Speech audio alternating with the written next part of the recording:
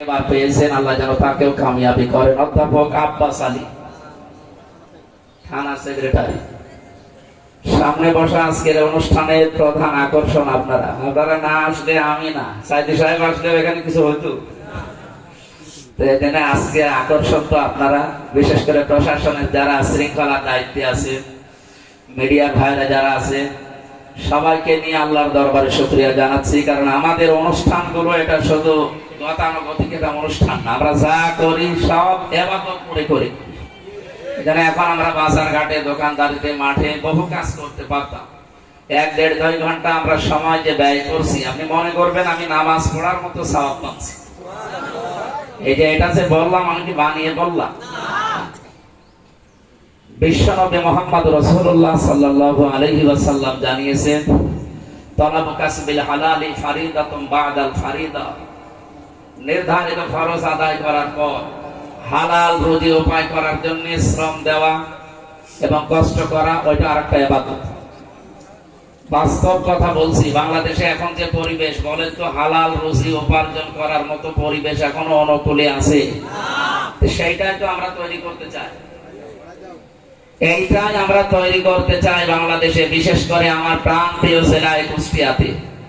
যেন আমি সকালবেলা নামাজ আদায় করে যেমন বের হয়েছি, সন্ধ্যার আগে আমি যা কাজ করব, আমার মনের ভেতরে যেন কোনো ভয়, টেনশন কাজ না করে। এখন টেনশন আছে না?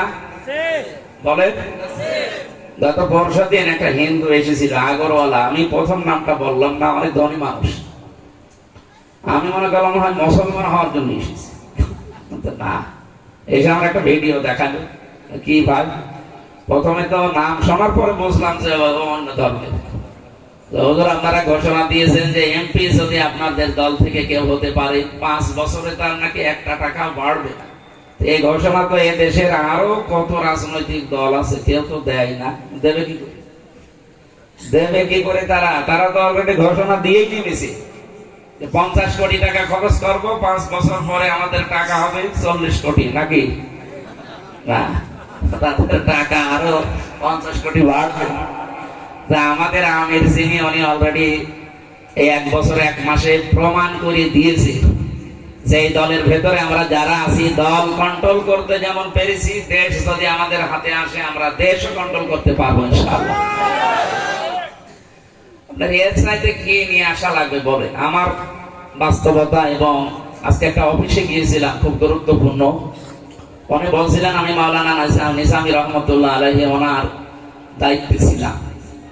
এনারা যে এত সেনসিটিভ দায়িত্ব পালন করতে গিয়ে ওনারা নামাজ পড়া যেমন ইবাদত মনে করতো, মন্ত্রী যখন ছিল মন্ত্রণালয়ে যে ডিউটি গুলো, এগুলো তারা ইবাদত মনে করে পালন করত। তার কাছে নিজের দল বা নিজের আত্মীয় স্বজন